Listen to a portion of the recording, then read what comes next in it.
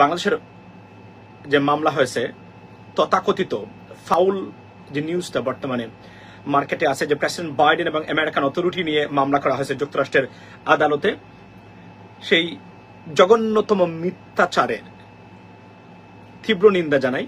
আমি ৭১ টিভিকে চ্যালেঞ্জ করতেছি, মামলা করা হয়েছে ফেডারেল কোর্টে, একটা ডকুমেন্টস যদি আপনারা দিতে পারেন, আমি আমার সোশ্যাল মিডিয়াতে এসে আমার মুখ আমি আর কখনো দেখাবো না। আর না হলে আপনাদের কি বিচার হওয়া উচিত, মামলার প্রবাবল কজ আছে কিনা, এটা কি সম্ভব? রাব্বি আলম ফেডারেল কোর্টের দরজায় দেওয়ার যোগ্যতা রাখে না। সংবাদ মাধ্যম খুললেই ট্রাম্পকে নিয়ে টকশো, সেখানে রানিং প্রেসিডেন্টের বিরুদ্ধে মামলা হবে আর যুক্তরাষ্ট্রের জাতীয় গণমাধ্যম কোনো নিউজ করবে না, কোনো টকশো করবে না, এটা কি হয় কখনো? আসসালামু আলাইকুম সুপ্রিয় দর্শক বন্ধুরা, অবশেষে জো বাইডেনের বিরুদ্ধে মামলাকে কেন্দ্র করে ব্যাপক মিথ্যাচার করেছে ৭১ টিভি। তো দর্শক বন্ধুরা, আপনারা সকলে জানেন জো বাইডেনের বিরুদ্ধে মামলা করেছিল আওয়ামী লীগের একজন নেতা, আর সেই মামলাকে কেন্দ্র করে পুরো বিশ্ববাসী ব্যাপক আলোচনা এবং সমালোচনার জন্ম দিয়েছে। তো দর্শক বন্ধুরা, অবশেষে সেই সকল বিষয়গুলোর রহস্য উন্মোচন হয়েছে এবং সেই সাথে চ্যানেল ইউএস বাংলার পক্ষ থেকে সেই ৭১ টিভিকে চ্যালেঞ্জ জানিয়েছে। তো দর্শক বন্ধুরা, আসলে জো বাইডেনকে নিয়ে কিভাবে মিথ্যাচার প্রকাশ করেছিল ৭১ টিভি, অবশেষে সেই সকল বিষয়গুলো প্রকাশ করেছে চ্যানেল ইউএস এর বাংলার পক্ষ থেকে। তো দর্শক বন্ধুরা, আপনারা সেই তথ্যগুলো জানলে অবাক হয়ে যাবেন চ্যানেল ইউএস এর পক্ষ থেকে কিভাবে সেই সকল তথ্যগুলো প্রকাশ করা হয়েছে। তো দর্শক বন্ধুরা, এবং সেই সাথে জো বাইডেনের সেই মামলাকে কেন্দ্র করে আরও গুরুত্বপূর্ণ কিছু তথ্য আপনাদের মাঝে তুলে ধরেছি। অবশ্যই ধৈর্য সহকারে এই পুরো ভিডিওটি দেখলেই এই সকল বিষয়গুলো পরিপূর্ণ বুঝতে পারবেন। তো দর্শক বন্ধুরা, চলুন আমরা প্রথমে ৭১ টিভির সেই মিথ্যাচার কিভাবে পাস হয়েছে সেই সকল বিষয়গুলো প্রথমে জেনে নেই। ফাউল যে নিউজটা বর্তমানে মার্কেটে আছে, যে প্রেসিডেন্ট বাইডেন এবং আমেরিকান অথরিটি নিয়ে মামলা করা হয়েছে যুক্তরাষ্ট্রের আদালতে, সেই জঘন্যতম মিথ্যাচারের তীব্র নিন্দা জানাই। এবং বাংলাদেশের সাংবাদিকতা নিয়ে আজকে আমার লাইফটা, in a democracy, journalism is a parallel institution in a democratic environment, এটাকে বলা হয়ে থাকে। এবং 2 থেকে 3 দিন ধরে এই বিষয়টা নিয়ে এতটা মিথ্যাচার, আমরা জাতি হিসাবে কতটা জঘন্য, কতটা ছোট লোক জাতি হিসাবে, সেটা আমরা প্রমাণ করে যাচ্ছি প্রতিদিন। পৃথিবীর কোনো দেশ, কোনো রাষ্ট্র এমন জঘন্যতম মূর্খতায় মেতে উঠেনি। যুক্তরাষ্ট্রকে নিয়ে আমরা আসলে যা করে যাচ্ছি, লজ্জায় মাথা হেট হয়ে যায় যখন এই কথাগুলো আমরা শুনি, আমাদের সামনে এসে পড়ে। মানে আমরা এই পাগল এবং এই ফাউলদেরকে নিয়ে কথা বলতে চাই না, কিন্তু আমাদের দায়িত্বের মধ্যে এসে পড়ে মানুষ আমাদেরকে বলে, ভাই কথা বলেন। আপনি জানেন যে বলা আছে যে আপনার বাংলাদেশের বাংলাদেশের উন্নয়ন বাধাগ্রস্ত করার কারণে যুক্তরাষ্ট্রের প্রতিক্রিয়ার বিরুদ্ধে মামলা হয়েছে যুক্তরাষ্ট্রের আদালতে। ডক্টর রাব্বি আলম উনি মামলা করেছেন এবং সারা বাংলাদেশের পত্র পত্রিকা সয়লাভ মামলা করেছেন, তাও ফেডারেল কোর্টে। প্রথমে আমি আপনাদেরকে সুস্পষ্ট ভাষায় বলি যে, এবং প্রেসিডেন্ট বাইডেনের বিরুদ্ধে নাকি মামলা করেছেন। আপনি দেখেন বিষয়টা কি আশ্চর্য ঘটনা, কতটা মূর্খতা বাংলাদেশের এসব সাংবাদিকতার নামে। আমি আশ্চর্য যে আসলে আমাদের কি কোনো পরিবর্তন হয় নাই? পৃথিবীর অনেক দেশের মানুষের পরিবর্তন হয়েছে জাতি হিসাবে, আমাদের পরিবর্তন হয় না। এবং এই সরকার বাংলাদেশে যে সবকিছু ধ্বংসের সাথে সাথে সাংবাদিকতাটাকে একদম শেষ করে দিয়েছে, তার সুস্পষ্ট প্রমাণ এই বিষয়গুলো নিয়ে। তারা ৭১ টিভিকে আজকে বলতে চায় ৭১ টিভি কিভাবে মিথ্যাচারে ধরা খেলো। আপনি দেখেন, আপনারা জানেন যে বাংলাদেশের এই দুর্বৃত্তায়নের প্রতিষ্ঠা কল্পে সাংবাদিকতার ভূমিকা সবচেয়ে বড় বর্তমানে বাংলাদেশে।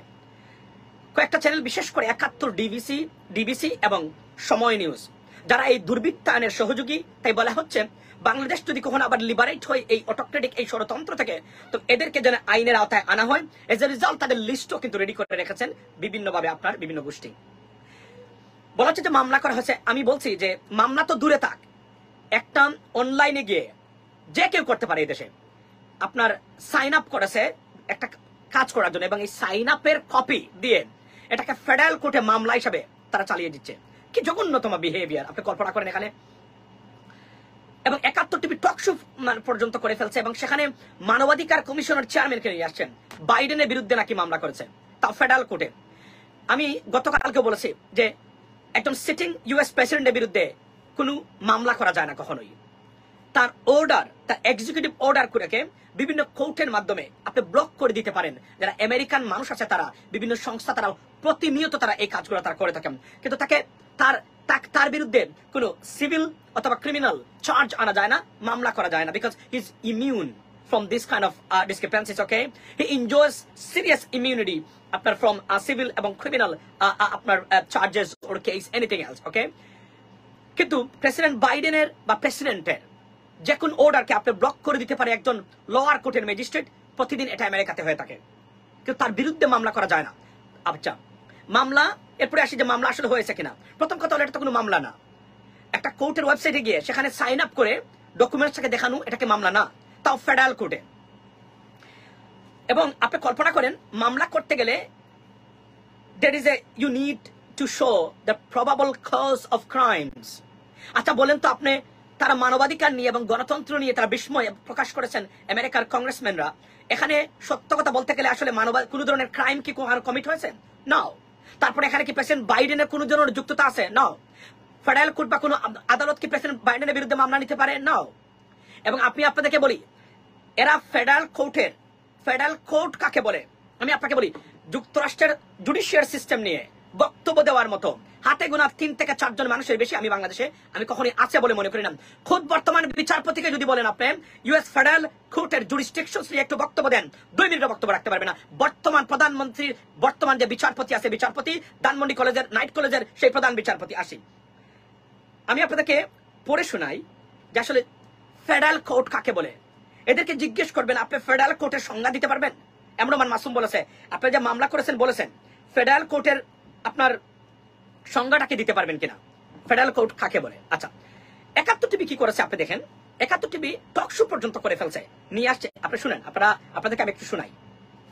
সামাজিক অবস্থান সম্মান বিনষ্ট করার উদ্দেশ্যে অসাংবিধানিক ও অযৌক্তিক কারণ উল্লেখ করে বাংলাদেশের বিরুদ্ধে আরোপিত ভিসা নীতি প্রত্যাহার চেয়ে যুক্তরাষ্ট্রের প্রেসিডেন্ট জো বাইডেন সহ স্টেট ডিপার্টমেন্টকে অভিযুক্ত করে আদালতে মামলা করা হয়েছে। বাংলাদেশের সংবাদপত্র দৈনিক জনগণ। কি জঘন্যতম সাংবাদিকতা, লেডিস এন্ড জেন্টলম্যান, কি নাইভ জার্নালিজম। এবং এরা বাংলাদেশের প্রথম সারির সংবাদপত্র। আপনি নিজে লজ্জিত হওয়া দরকার। এবং 71 TV, you should be ashamed of yourself. মানে কতটা জঘন্যতম স্ট্রিট লেভেলস এবং সাংবাদিকতার নামে মিথ্যাচার। একটা রাস্তার সাংবাদিকও যদি হয় এমন কাজ কখনো করতে পারে না। একটা আবার জিজ্ঞেস করে না যে মামলা করা হয়েছে কিনা, করলে মামলার ডকুমেন্টস কি আছে। আমি 71 টিভিকে চ্যালেঞ্জ করতেছি, মামলা করা হয়েছে ফেডারেল কোর্টে, একটা ডকুমেন্টস যদি আপনারা দিতে পারেন, আমি আমার সোশ্যাল মিডিয়াতে এসে আমার মুখ আমি আর কখনো দেখাবো না। আর না হলে আপনাদের কি বিচার হওয়া উচিত, কি বিচার করা উচিত বাংলাদেশের মানুষ, আমি আপনাকে বলি। This beach she is conducting this talk show, একটা বার তার মনে হলো না যে ফেডারেল কোর্টে মামলা এটা হতে পারে কিনা, মামলার প্রবাবল কজ আছে কিনা, এটা কি সম্ভব। রাব্বি আলম ফেডারেল কোর্টের দরজায় দেওয়ার যোগ্যতা রাখে না এগুলা নিয়ে, এবং সেখানে তারা বলেছে এটা মামলা করে ফেলছে। কি জঘন্যতম সাংবাদিকতা আপনি কল্পনা করেন এটা এরা বাংলাদেশে সাংবাদিকতা করে এবং এরা নাকি প্রথম শ্রেণীর সাংবাদিক। আচ্ছা দেখেন তারপরে কি করেছে দেখেন। এ নিয়ে সংবাদ প্রচার করেছে। একই সঙ্গে সংশ্লিষ্ট মামলায় সেক্রেটারি অব স্টেট অ্যান্টনি ব্লিংকেনকেও বিবাদী করা হয়েছে। বাংলাদেশি বংশোদ্ভূত যুক্তরাষ্ট্রের নাগরিক এবং এই যে পিকচারটা দেখাচ্ছে এটা ইউএস সুপ্রিম কোর্টের সামনে, ইউএস সুপ্রিম কোর্টের সামনে থেকে দেখাচ্ছে এটা হচ্ছে অন্য বিষয়ে অ্যাবর্শন নিয়ে তারা যে আপনার ফাইট করতেছে সেটা এটা নিয়ে আসছে এখানে। তারপরে আপনারা দেখেন কি জঘন্যতম কাজ, আমি আপনাদেরকে দেখাই। আচ্ছা মানে আপনাদের দেখা দরকার এগুলা, আপনাদের কি জঘন্যতম অবস্থা মানে সাংবাদিকতার নামে আপনি কল্পনা করেন। এই দেখেন এবং সবসময় বাংলাদেশ এবং এই যে একটা ননসেন্স ইডিয়ট, সে নাকি নিউ ইয়র্কে থাকে। আমি দেখি তাকে পাই কিনা, তাকে আমি জিজ্ঞেস করবো কান ধরে, তুই আমাকে দেখা কোথায় মামলা করেছে, মামলা কাকে বলে তুই আমাকে দেখা, আমি তাকে ধরবো। এর আগে আপনার সাকিউজ্জামান সাকি সময় টিভির 150 টাকার সাংবাদিক যে বিবাহ অনুষ্ঠানে যায়, এই একও আমি খুঁজতেছি। সে বলেছিল ইলিয়াস ভাই এবং আপনার আচ্ছা এই কি বলেন এই কনক ভাইয়ের বিরুদ্ধে ফেডারেল কোর্টে মামলা করেছে। ফেডারেল কোর্টের সংজ্ঞা কি এরা জানে কিনা আমি আপনাদেরকে আমি এখন বলছি। আচ্ছা দেখেন এই যে দেখেন একে ধরে নিয়ে আসছে, সবাই 200 টাকা 150 টাকা দিয়েছে কোন জায়গা থেকে, একে নিউ ইয়র্কে নাকি তাকে। আচ্ছা আমি তাকে দেখবো, মানে তাকে আমি জিজ্ঞেস করবো যখন পাই। তারপরে আপনি দেখেন, এরপরে আপনি ঘটনাটা দেখেন। আচ্ছা দেখেন আপনারা দেখেন, যুক্তরাষ্ট্রের প্রেসিডেন্ট জো বাইডেন সহ state department. This is doctor Mizanur Rahman. Doctor Mizanur Rahman উনি মানবাধিকার কমিশনের চেয়ারম্যান ছিলেন। ডেডি গো টু মামি, I am coming right now. মানবাধিকার কমিশনের চেয়ারম্যান ছিলেন, যেখানে কি জঘন্যতম রাষ্ট্র ব্যবস্থা, এরা আপনার প্রতিষ্ঠান চালাইছে, ইনি মানবাধিকার কমিশনের চেয়ারম্যান ছিলেন, উনি এখানে আসছেন, উনি নাকি আপনার 1 মাস ইউএস জুডিশিয়াল সিস্টেম ফলো করা বা ওয়াচ করা বা অবজার্ভ করার জন্য আমেরিকাতে ছিলেন। উনি বক্তব্য দিচ্ছেন মামলা হয়েছে বলে, একটা বার উনি জিজ্ঞেস করলেন না যে এটা ফেডারেল কোর্টে মামলা হওয়ার বিষয় কিনা, বা প্রেসিডেন্ট বাইডেন একজন ইউএস সিটিং প্রেসিডেন্টের বিরুদ্ধে মামলা করা যায় কিনা, আইন কি আমেরিকাতে আছে কিনা, তা অর্ডারকে ব্লক করে দিতে পারে যদি আমেরিকান ইন্টারেস্টে হয়। বাংলাদেশের ইন্টারেস্টে তো এটা করা যাবে না। আপনি দেখেন উনি মানবাধিকার কমিশনের চেয়ারম্যান ছিলেন। You should be ashamed of yourself. আপনার নিজের লজ্জা পাওয়া উচিত। এই ব্যক্তি মানবাধিকার কমিশনের চেয়ারম্যান ছিল এবং সে বলছে সে নাকি এক মাস, তাহলে সে কি দেখে গেল এই দেশ থেকে? ফেডারেল কোর্টে মামলা হয়েছে, ফেডারেল কোর্ট কাকে বলে সে কি জানে এটা? আমি আপনাদেরকে, আপনি দেখেন দেখেন দেখেন তাদের বক্তব্যগুলো দেখেন। যে কারণে মামলাটি করা হয়েছে এটি কিন্তু করবার কথা নয়। দেখেন আপনি মামলাটি করা হয়েছে, একবার বললো না যে আমি একজন মানবাধিকার কমিশনের chairman, I have a PhD degree, I need to see that, okay, I need to C the documents whether the case has been filed or not। একটা বার বললো না যে আমাকে আপনার কাগজগুলো দেন, আমি দেখি মামলাটা কি ধরনের মামলা হয়েছে, আমি তো ইংরেজি পড়তে পারি, আমি বিশ্বাস করি, রাইট? এই মহিলা না হয় this beach, let alone this about this beach, right? কিন্তু সে কিভাবে সে এই কথাগুলো বললো? মামলা করা হয়েছে, মামলার কাগজ দেখেছে, ফেডারেল কোর্টে মামলা হয়েছে। ফেডারেল কোর্ট এই মামলা নিবে কেন? এটা কি ফেডারেল কোর্টের জুরিসডিকশনে পড়ে? ফেডারেল কোর্ট কি রাব্বি আলমের মতো ফাউল লোকদেরকে ডিল করা, এটা তো দরজাতে দেখে যেতে পারবে না। মামলা তো করা দূরে তাকে কেস নিয়ে, এটা তো আশ্চর্য ঘটনা। আপনি এই দেশটা আসলে এতটা নষ্ট হয়ে গেল কিভাবে? এতটা এই বার, এই উচ্ছিষ্টভোগী, এই অপদার্থগুলা কিভাবে বাংলাদেশটাকে এতটা বছর ধরে মানে লুটে পুটে গেল? আমি সেই প্রশ্নটা আমি করতে চাই সবার সামনে। মামলা নাকি হয়েছে, উনি নাকি 1 মাস ছিলেন এখানে। Doctor Mizanur Rahman, you should be ashamed of yourself. You should to be honest apologize to the nation. আপনি মানবাধিকার কমিশনের মতো কমিশনের চেয়ারম্যান ছিলেন, এর লজ্জায় জাতির মনে যাওয়া উচিত। এই ভদ্রলোকের কথা বলছি আমি। গেল একটা, আমি আশ্চর্য এই যে এই কি জঘন্যতম ব্যবহার এদের, রাইট? এবং এটাকে মামলা হিসাবে চালিয়ে দিয়েছে আপনার কিসের উপরে? এই আপনার সবার কাছে যে এটা মামলা হয়েছে। আমি আপনাকে আরো একটা জিনিস দেখাতে চাই। আপনার থাকেন আমার সাথে একটা সেকেন্ড, আমি আপনাদেরকে দেখাই। আমার সময় তো বেশি নাই, কিন্তু আপনাদের এই বিষয়গুলো আমি টু বি অনেস্ট আমি আপনাদেরকে রিমাইন্ড করে দিতে চাই, আপনাদেরকে আমি দেখাতে চাই এই বিষয়গুলো। আচ্ছা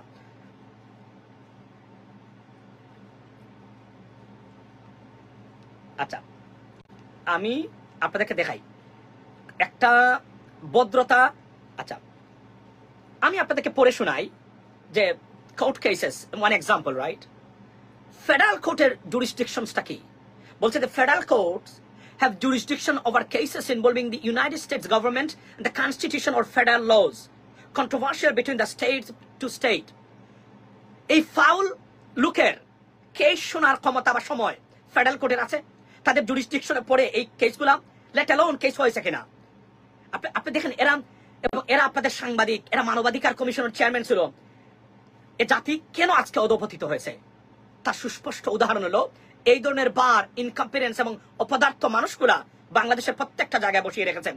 ইউএস ফেডারেল কোর্টের জুরিসডিকশন নিয়ে যদি বাংলাদেশের প্রধান বিচারপতি 5 মিনিট বক্তব্য রাখতে পারে, আমি আমার কান কেটে ফেলবো। কিন্তু আমি আপনাদেরকে আজকে বলতে চাই, এরা এতটা অপদার্থ এবং ইনকম্পিটেন্স প্রত্যেকটা জায়গাতে। What a shame for the nation. মানবাধিকার কমিশনের চেয়ারম্যান ছিল, একটাবার জিজ্ঞেস করে না এই মামলা তো হতেই পারে না, এটা মামলা হয়েছে কিনা আমার সন্দেহ আছে বলে মামলা যে করা হয়েছে, একটাবার বললো না যে please show the documents, I want to see that, যে মামলা হয়েছে কিনা। Can you imagine that?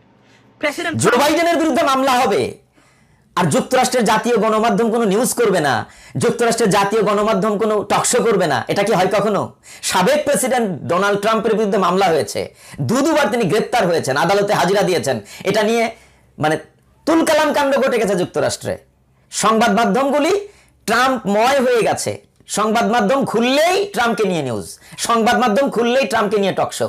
সেখানে রানিং প্রেসিডেন্টের বিরুদ্ধে মামলা হবে আর যুক্তরাষ্ট্রের জাতীয় গণমাধ্যম কোনো নিউজ করবে না, কোনো টকশো করবে না, এটা কি হয় কখনো? আসসালামু আলাইকুম রাহমাতুল্লাহি ওয়া বারাকাতুহু। আলহামদুলিল্লাহি ওয়া কাফা ওয়া সালামুন আলা ইবাদিহিল্লাযিনা ইসতাফা, আম্মা বাদ। সুপ্রিয় দর্শক শ্রোতা, আপনারা নিশ্চয়ই ইতোমধ্যেই জেনেছেন যুক্তরাষ্ট্র আওয়ামী লীগের একজন ভাইরাল রোগী, তিনি নাকি যুক্তরাষ্ট্রের প্রেসিডেন্ট জো বাইডেনের বিরুদ্ধে ফেডারেল কোর্টে মামলা করেছেন। অপরাধটা কি?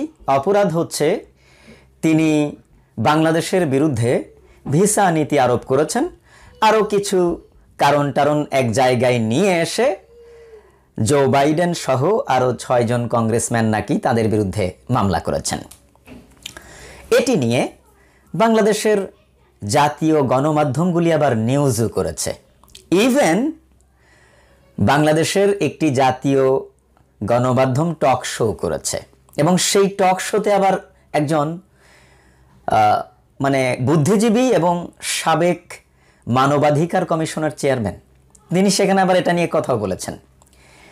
মানে আমি খুবই আশ্চর্য হই কতটা মানে কাণ্ডজ্ঞানহীন হলে এরকম একটা মিথ্যা সাজানো ঘটনা নিয়ে নিউজ করা যায়, এমন একটা মিথ্যা সাজানো ঘটনা নিয়ে টকশো করা যায়, এবং বাংলাদেশের বড় বড় সরকারি সাবেক আমলা শিক্ষিত মানুষ এটি নিয়ে আবার টকশোতে কথাও বলতে পারেন, আবার ব্যাখ্যা বিশ্লেষণও করেন। আমি খুবই আশ্চর্য হই।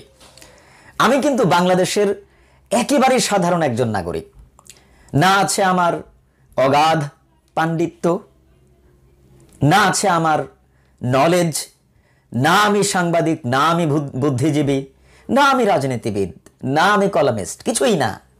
আমার মতো একজন সাধারণ নাগরিক এই সহজ জিনিসটা বুঝতে পারি, অথচ এই মানুষগুলি কেন বোঝেন না?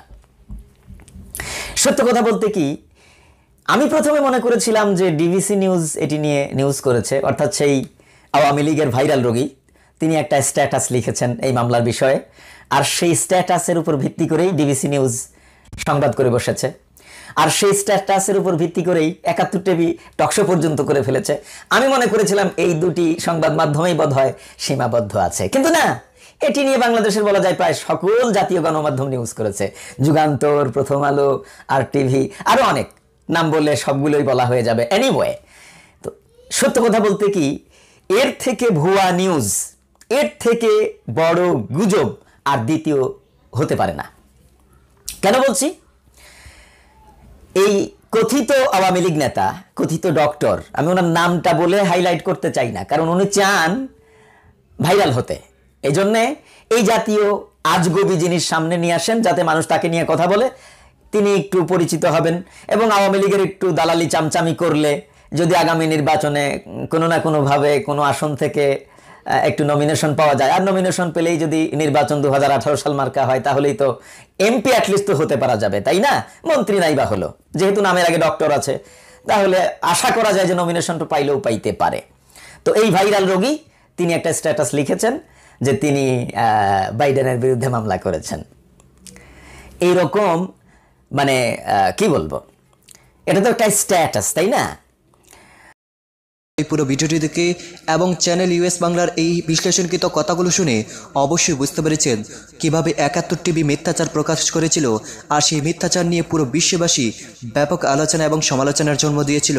তো দর্শক বন্ধুরা, এবং সেই সাথে জো বাইডেনের এই মামলাকে কেন্দ্র করে আবারও নতুন করে ব্যাপক আলোচনার জন্ম দিয়েছে। তো দর্শক বন্ধুরা, তাহলে কি আবার ভিসানীতি শুরু করতে যাচ্ছে জো বাইডেন? তো দর্শক বন্ধুরা, আপনারা এই পুরো ভিডিওটি দেখে এবং এই আলোচনাগুলো শুনে আপনাদের কাছে কেমন লেগেছে অবশ্যই কমেন্ট করে জানিয়ে দেবেন। তো দর্শক বন্ধুরা, ভালো থাকুন, সুস্থ থাকুন, আল্লাহ হাফিজ, আসসালামু আলাইকুম ওয়া রাহমাতুল্লাহি ওয়া বারাকাতুহু।